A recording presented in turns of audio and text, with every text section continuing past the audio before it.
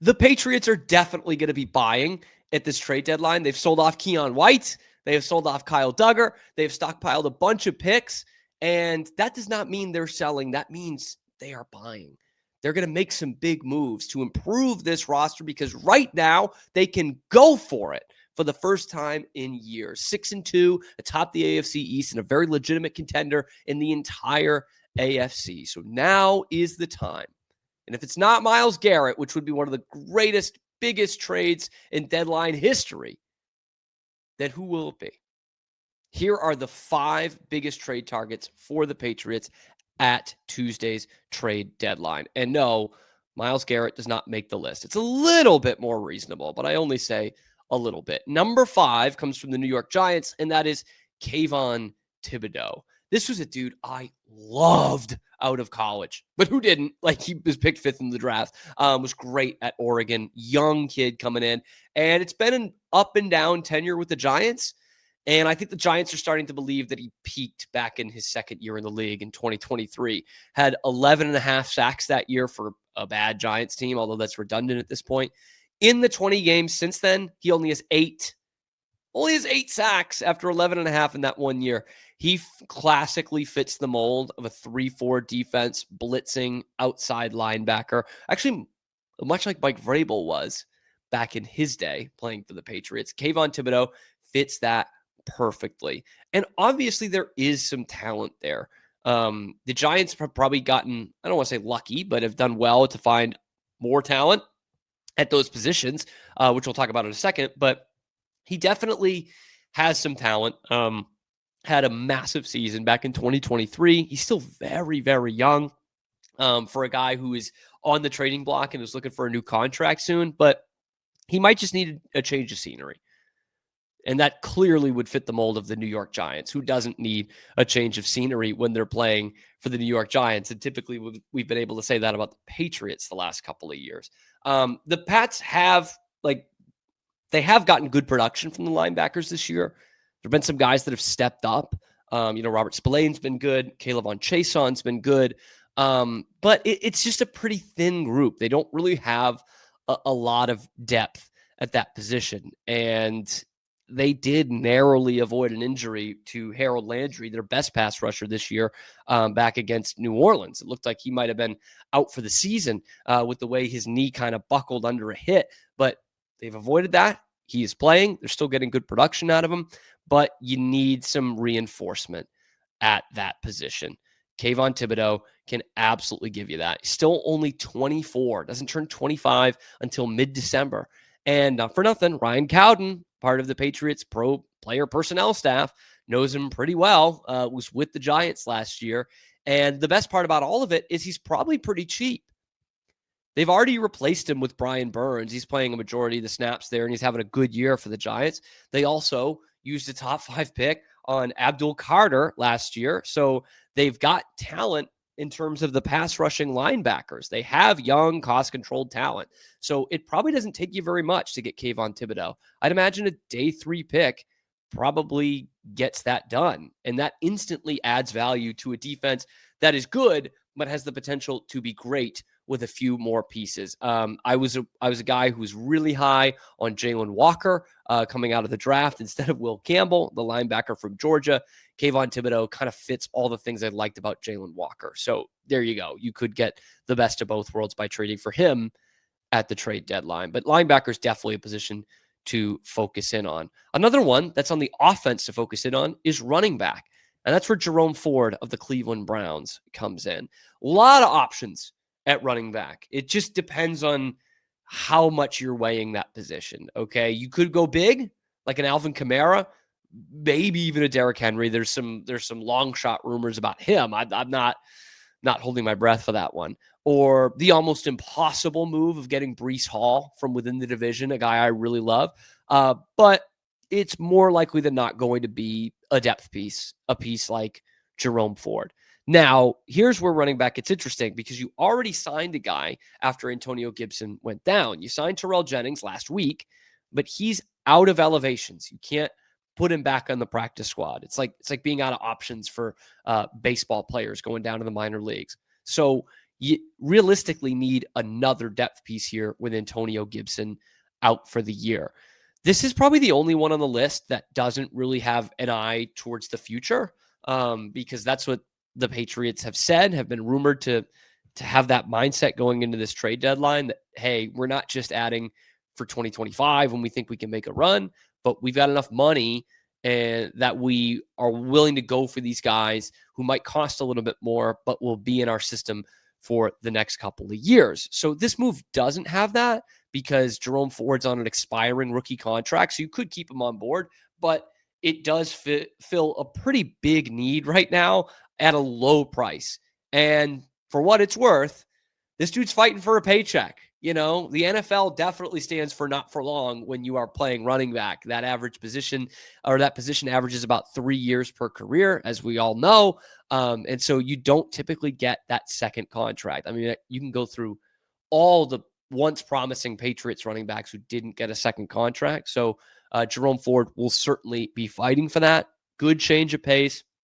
Nothing special, 40 to 50 rushing yards per game throughout his career, 3 receptions per game through his 3.5 years. So definitely kind of fits a nice change of pace there. And for those who are not too confident, Ramondre Stevenson, how about this? Jerome Ford only has 1 fumble in his 3.5-year career.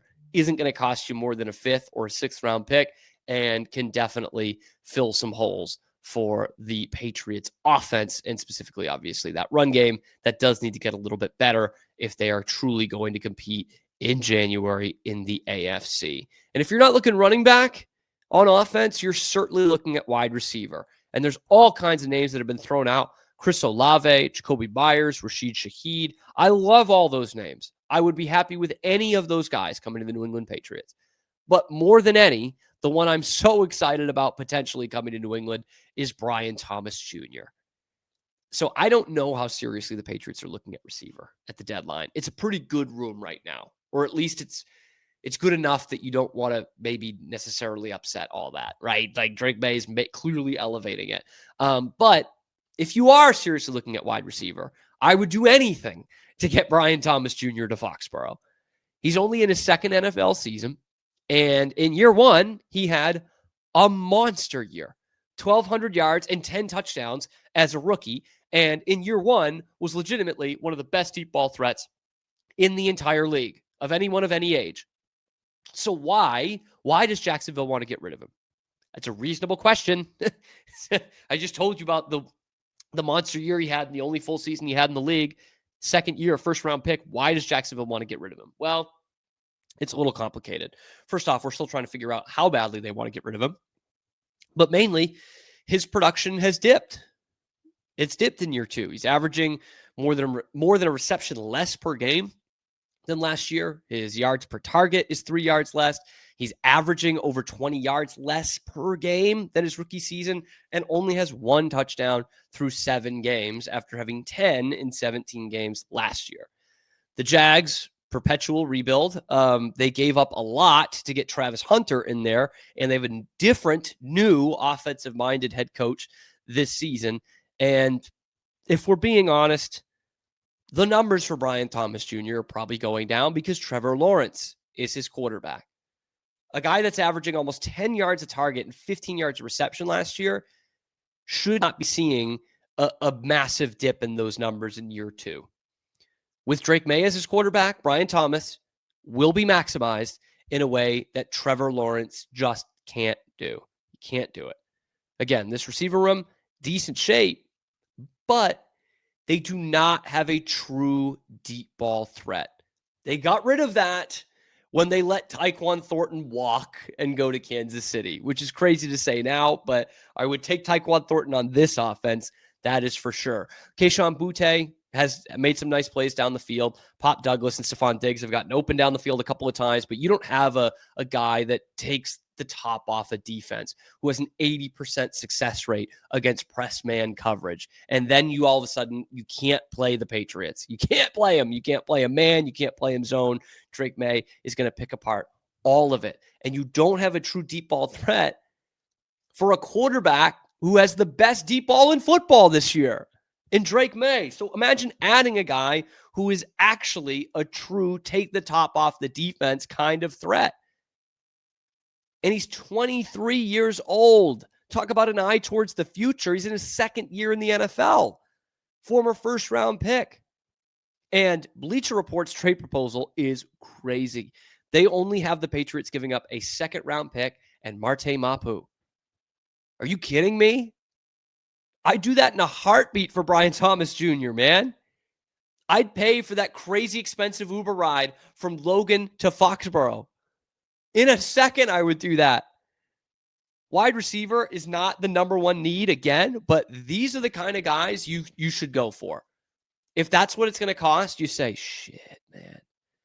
Then I might not have to worry about getting another receiver the next 2 seasons. I might not have to. Not a big money one anyway, right? With Brian Thomas Jr. and Stephon Diggs on either side. You might not have to worry about paying $30 million to a wide receiver in free agency, which is what you were prepared to do this past season, obviously kind of did with Stephon Diggs, but that you were probably going to have to do again if you don't get someone like a Brian Thomas Jr. in through the door. For me, this is the most exciting offensive guy that the Patriots have a somewhat legit chance at getting. If that is how low the cost is going to be, you need to make this deal yesterday.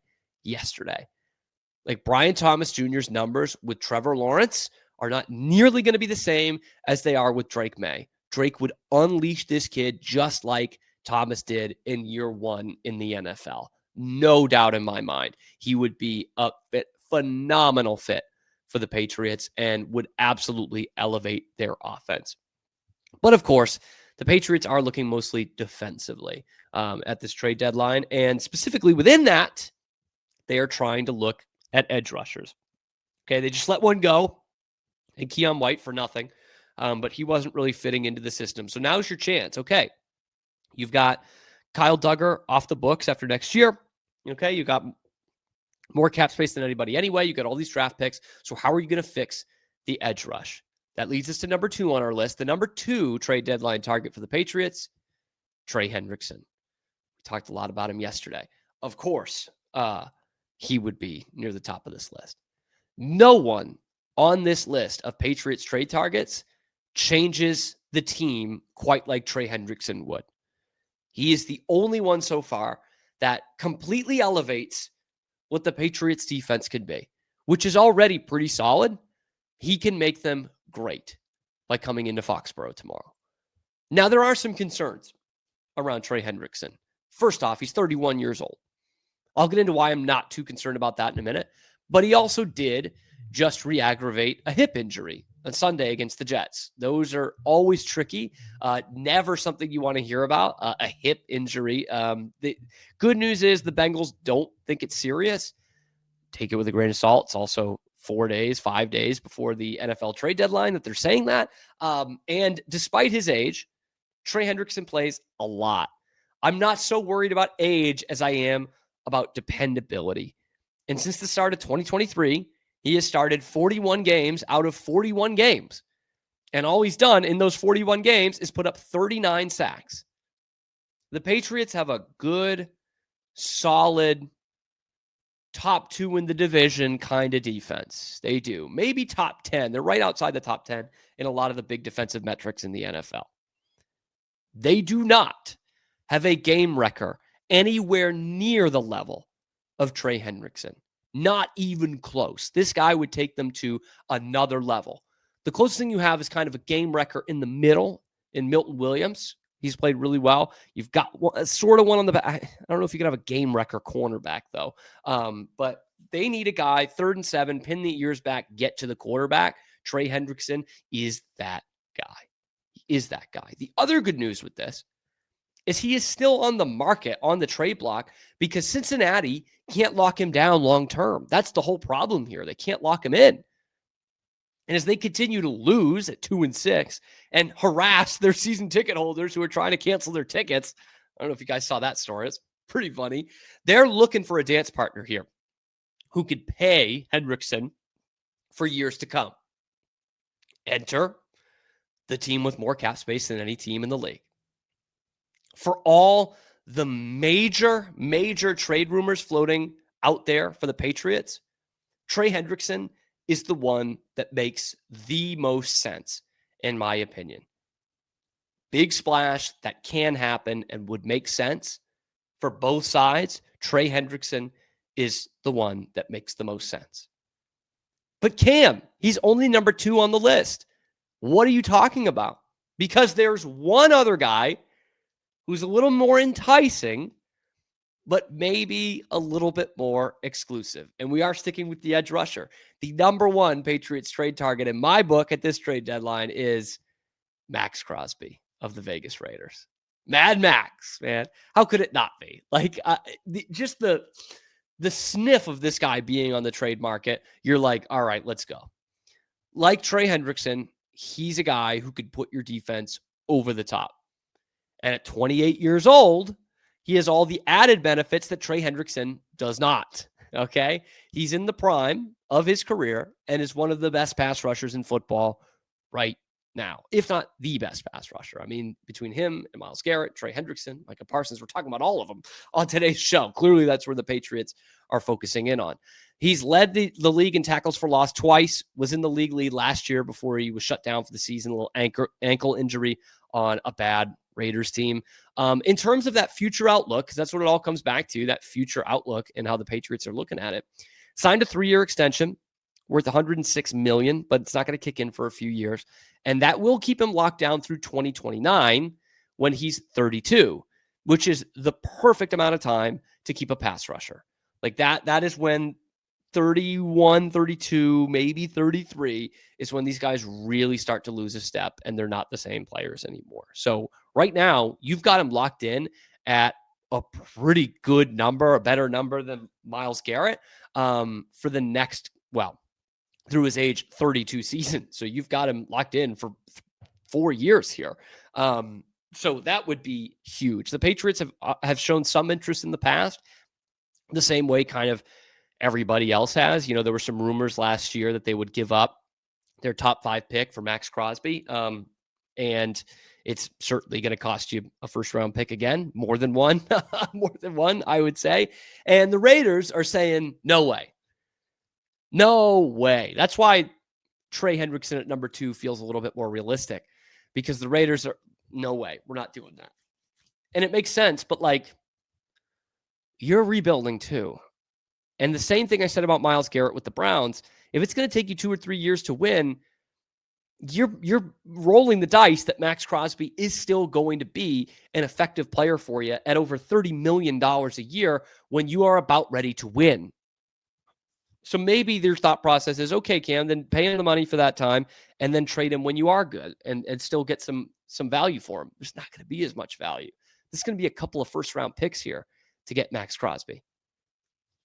But the Raiders are bad. The problem with this one is not only does it feel like the Raiders aren't going to sell him, the problem with this one is half the league is in on Maxx Crosby. Literally, Google Maxx Crosby trade rumors, and you'll just get an article from every team in the league. Patriots, Cowboys, Bengals to replace Trey Hendrickson after they trade Trey Hendrickson. Like it's not every team will have some sort of buzz around Maxx Crosby. Every team. But certainly he is the best guy kind of on the block in his prime. Excellent pass rusher and would elevate this Patriots defense like you read about. He would make that Patriots team into like a fun story, might win the division, de facto AFC contenders to, holy crap, this team could really make the Super Bowl here this year. That's what someone like a Maxx Crosby would do. To be fair, it's what someone like a Trey Hendrickson would do. But clearly that is where they are focused in on. Those are kind of big splash moves for the exception of Jerome Ford in Thibodeaux, I guess. But if you're looking at some of these other moves, like pass rusher Arden Key is another one that played for Vrabel in Tennessee, has had a good stretch there. Guy they really like and is cheaper than the Trey Hendricksons of the world and the Maxx Crosbys of the world. So he could certainly fit in. Receiver, you got all kinds of options. Chris Olave or Rashid Shaheed. I would love to have those guys. Rashid Shaheed is kind of a poor man's Brian Thomas, and I don't even mean that as a slight because he's also a big-time deep ball threat. You saw how well Olave could get open against the Patriots a couple weeks ago. Jacoby Myers not at the top of my wish list, but isn't going to cost you anything really to go in and bring him in. So I would take that as well. I know a lot of people want depth on the offensive line. So do I. You just don't get those guys at the trade deadline. Nobody's trading offensive linemen at the trade deadline. Just doesn't happen in the NFL. So those are my 5 biggest targets for the Patriots at the trade deadline. What are yours? Let me know in the comment section below. Be sure to like the video. Subscribe to the channel. We come at you live every weekday, noon Eastern time, and then wherever you get your podcasts as well. Your lunchtime alternative to Boston Sports Talk Radio is right here on the Wicked Boston Show. I'm your host, Cam Stuart. Zach Burt keeps us on the air 5 days a week.